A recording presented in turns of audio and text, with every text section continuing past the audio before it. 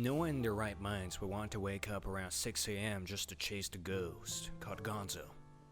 That's probably a name that's already long dead, but the three of us still searched for what was left of it in the streets of Melbourne. I rushed down to the door at 7 a.m. and took the train. The carriage in the morning was quiet, and all of the passengers were floating ghosts from one rest place to the next, glued to their screens. I got off the train at Flinders Street Station and sat down at the steps under the clocks. Moments later, Jaidyn arrived in what he called his summer wear, which was a t-shirt toppled over stripes. It looked good on him, and the two of us decided to wait for Jane before hitting the inner parts of town. The thing with being a writer in this town is that the moment you decide you're going to write, all sorts of weird stuff will start happening to you. We went to the street side cafe and ordered some of the strongest coffee in town as a homeless guy had passed by us. I'm sorry that I'm bothering you. Jay had a usual tact with the people of the streets, and he said, "Hey man, that's totally alright. Please spare some change," he said. He wore a cap and a shabby hoodie. I just passed by McDonald's, and you know around here, no one carries any help. Not really. The faceless crowd eyed one another with invisible stares. All they saw were what they wanted to see. What they ignore are the sights hidden from view. The man eventually drifted away from us, and I saw his figure recede into the long alleyway. He went up to another pedestrian. "Do you carry any help today, brother?" A man in his cap approaches us, wearing disappointment in the lines of his face and in his bright blue eyes. "All I want is 3 meals a day," he says. I give him my full attention. "No one carries help in their pockets anymore." He swigs from a coffee cup. "No one carries help. All I want is enough money to hit up McDonald's." And before me I see it laid out like a carpet. My privilege, my fortunate life. We all have to confront it. I don't want to be a savior, but I do love a good smile. I want to buy the man a croissant. Is it more wrong for me to offer him one, or to leave him be while I sip my coffee? In the moment I can't decide, and I feel incredibly guilty about this. He leaves us to chase his help. The morning started with a coffee, at a place we didn't expect, down an alley, close to Land of Sunshine.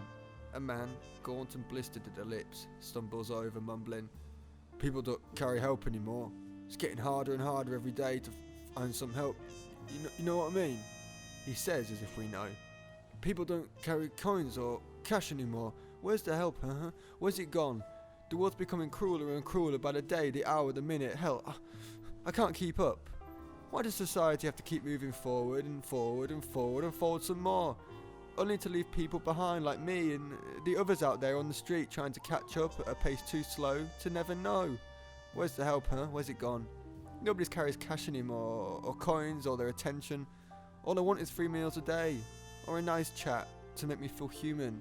Is that too much to ask, huh? Is it? Where's the help?" And before we can reply, he walks away without asking for change, muttering to himself, "Where's the help?" In town, there were vendors that sold magazines called The Big Issue. These vendors had the same fate as those on the streets. Passers who usually ignored them and tucked them out of view and carried on with their days. There was a vendor who sat in front of a leather craft store and said, "Take it easy, take it easy," to everyone who passed him. The three of us went up to him and purchased a copy of the magazine. "It's $9, not $5. The man had a righteous flair, and it took Jaidyn a few times to get the payment across from his card. "You sure you don't want a calendar?" he said, still with that tone like everyone owed him money. "No thank you," said Jaidyn. We left the man, and he continued greeting those that passed him. "Take it easy, take it easy." On the other side of the street, a man with his shirt off trailed and faded in and out between the passing trams. "Take it easy," a voice shouts across from us. "Take it easy." He's a vendor. He sees us looking at him. He knows I want a copy of The Big Issue. I've put it off for the last week. Dolly Parton looks pleased with herself on the front cover, and on pages 12 to 17. The vendor charges me $9. Another man is baffled that they're not $5, but he too buys a copy. $5? Where did he pull that out of? What's he playing at? The first thing I do, I flick through the magazine to see if there's a Fiona Scott Norman piece, but there isn't. I'm disappointed. When I move out of home, I want to keep my copies of the big issue in the bathroom. I once read a whole issue in one sitting. As a custom, the three of us went to the bookshop and I bought a copy of Hunter S. Thompson's Rum Diary. You better finish reading those other books you've got before you get this one, Jay said. He was the voice of reason, but I didn't care. I flipped through the book to the first page. The title printed, San Juan, Winter of 1958. You know I've been there, right? Jay said.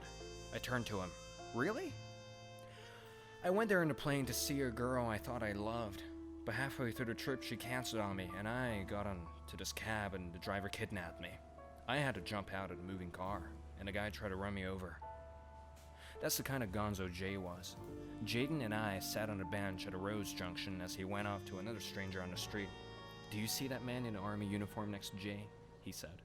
Jay's always after the story, and he had no qualms about it. The sun burned like a motherfucker when I saw Army Steve for the third time, in his full-blown camo outfit, flaunting the Australian flag on both hat and heart. Sat outside 7-Eleven smoking a $4 cigarette, under 40-degree heat. I've never heard him speak a word on the street, but I don't need to hear one, because one look in them bright blue eyes tells the story, so cruel and ghoulish that even the strangest of strangers turn cold to the core. You know he knows you know. He's seen some shit in the killing fields that drove him out of society in its rigid ways. Next to him sat the Gremlin, a man so burnt by the sun his skin cured as leather, his mouth black and rotten at the gums, demonic markings carved into both face and body. A staple creature going bump in a light clearly in sight around Swanston Street, cursing the world around him, punching and spitting at invisible angels in the face. Army Steve rubbed the Gremlin's shoulder outside 7-Eleven, soothing him, and then it hit me, when Army Steve stubbed his ciggy onto the simmering concrete and walked away, leaving the Gremlin to fight his invisible angels alone. Could it be they went to war together all those years ago? And could it be that only one of them came back with half a mind and a mouthful of teeth? Maybe the Gremlin's humanity died in that war, and Army Steve was the man that dragged his disheveled body back to the city. For Jaidyn and I, Jay was the rite of passage into a crazy hidden underworld away from our familiar views. It helped that he wasn't actually from Melbourne, so that he was able to see everything with a fresh pair of eyes. I called him a mad cat, and we were the same kind of mad, but he was a different kind of courageous.